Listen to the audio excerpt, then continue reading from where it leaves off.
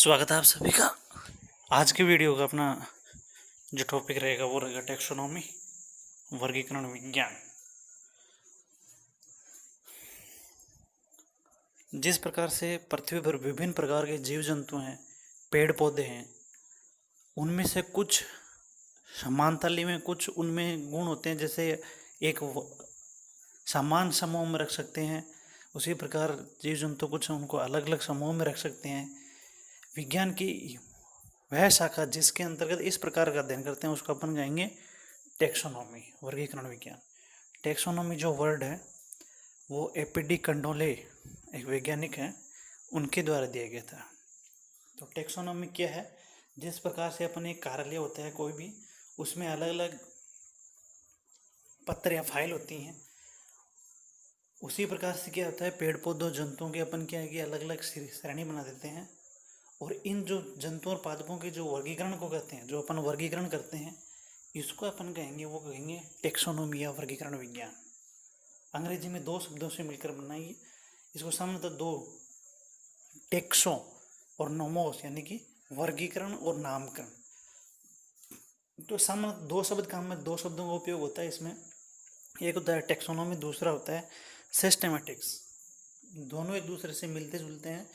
Taxonomy शब्द वो Greek भाषा के शब्द टेक्सिस, जिसका अर्थ है क्रम से रखना, और नोमोस जिसका अर्थ है नियम या के जोड़ छो, यानी कि टेक्सोनोमी जो वर्ड है वो दो यानी कि टेक्सोन और नोमोस। एक तो हो गया टेक्सिस और एक हो गया नोमोस। टेक्सिस का जो अर्थ हो गया वो हो गया किसी को क्रम में रखना, और नोमोस का यानी कि नॉर्म्स हैं, यानी कि जो नोमेनक्लेचर, यानी कि जो नॉर्म्स रूल बने हुए हैं, नियम, तो उनको एक नियम के अनुसार उनको क्रम रखना।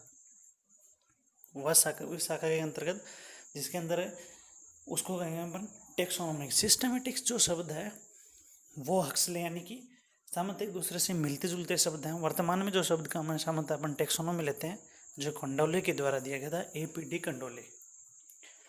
फादर ऑफ टेक्सोनोमी है वो कैरोलस लीनियस, और न्यू टेक्स सिस्टमेटिक्स जो शब्द है वो कैरोलस लीनियस के द्वारा दिया गया था, और न्यू टेक सिस्टमेटिक्स जो शब्द है वो हक्सले।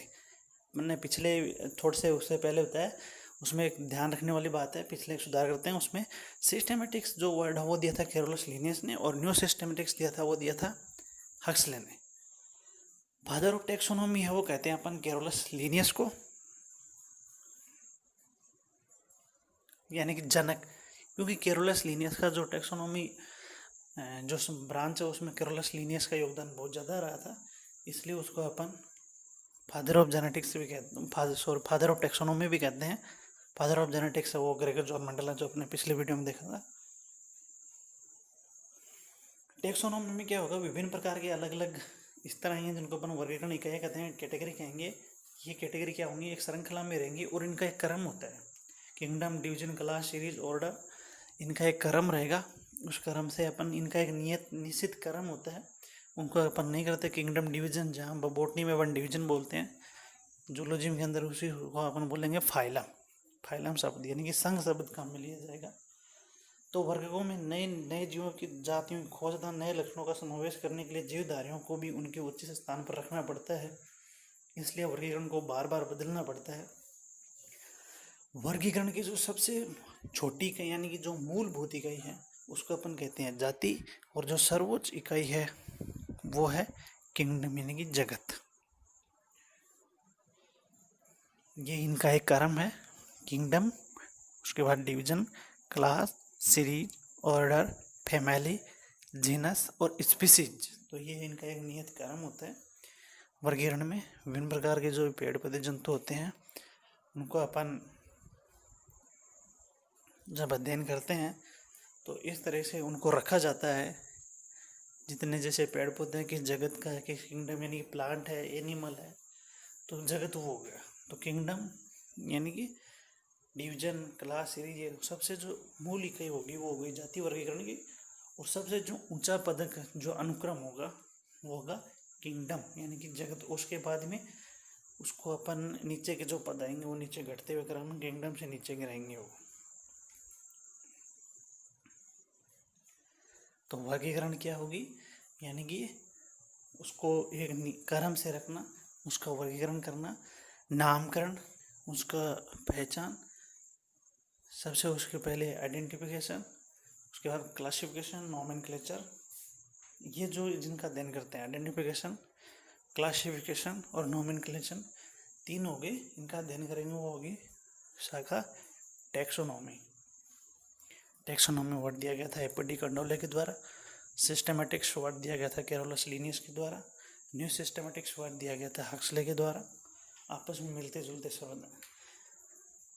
जो वर्गीकरण की जो कैटेगरी होती हैं, पद होते हैं, kingdom, division, class, series, order, genus, species, इनका अपन एक एक करके अध्ययन करते हैं। तो जाति, सबसे पहले देखते हैं जाति। जाति वर्गीकरण की मूल इकाई है,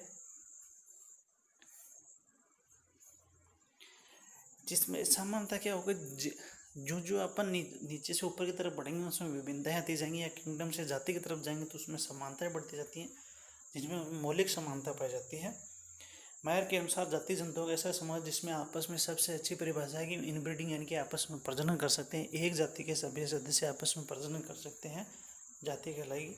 हम किसी भी जाति को दूसरी जाति से आकार की भिन्नता के आधार पर, उसके बाहर से दिखने के आधार पर भी उसको अलग कर सकते हैं। एक एग्जाम्पल देके अब हम बात करें तो इसमें क्या होगा, जैसे कैरोलस लिनियस की द्विनामपत्ति है, जिसका अपन आगे अध्ययन करेंगे, तो उसमें उन्होंने बताया कि प्रत्येक जो पादप उसका 2 पदों में नाम लिखा जाएगा, मेंजिफेरा और इंडिका। यहाँ मेंजिफेरा है वो जाति, इंडिका है वो मेंजिफेरा है वो है वंश, और इंडिका है वो जाति। तो ये क्या हो गया, यानी कि वंश में आपस में समानताएं कम होंगी, और जब जाति के अंदर क्या होंगी, उसमें आपस में समानताएं ज़्यादा होंगी।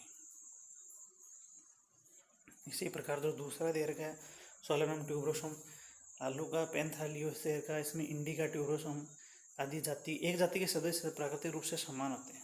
दूसरा आता है वंश, समान लक्षणों वाले जातियां मिलकर बनेंगी वंश। एक ही वंश की जातियां दूसरे वंश की जातियों से भिन्न होती हैं।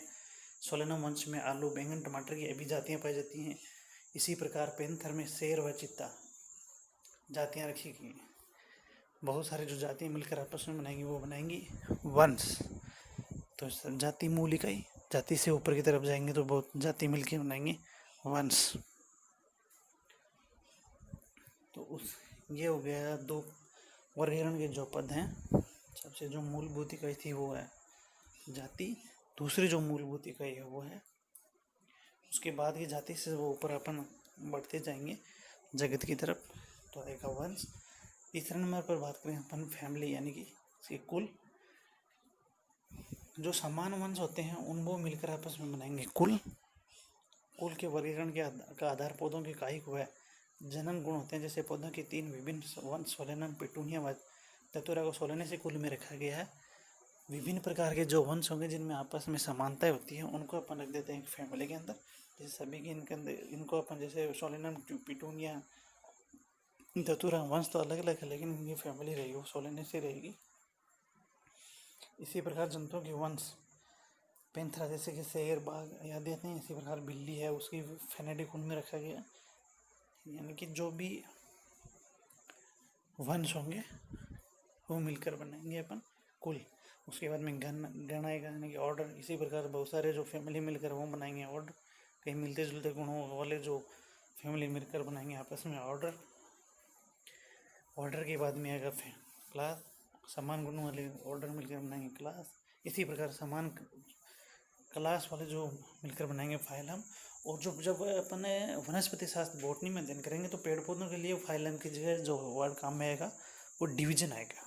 ध्यान देने वाली बात है, जूलॉजी के अंदर जंतुओं के अंदर फाइलम लिखते हैं, और पादपों के लिए अपन संघ की जगह अपन डिवीजन काम में लेंगे। तो यह संघ होता है, इसको अपन करेंगे। जगत या वर्गीकरण की सबसे ऊंची इकाई है, सबसे उच्चतम स्तर जो है वो है किंगडम। जैसे कि प्लांट किंगडम, आर.एच. व्हिटेकर ने बताया था कि 5 जगत वर्गीकरण पद्धति बताई थी, जिसमें 5 जगत बताए थे। Monera, protista, fungi, Plantae, Animalia, ये सभी हैं वो हैं किंगडम, जिनका सर्वोच्च स्तर है। आज की वीडियो में अपन नए अध्ययन करेंगे। नेक्स्ट वीडियो में टेक्सोनॉमी का द्विनाम पत्ती है उनसे संबंधित जो भाग उनका अध्ययन करेंगे। धन्यवाद।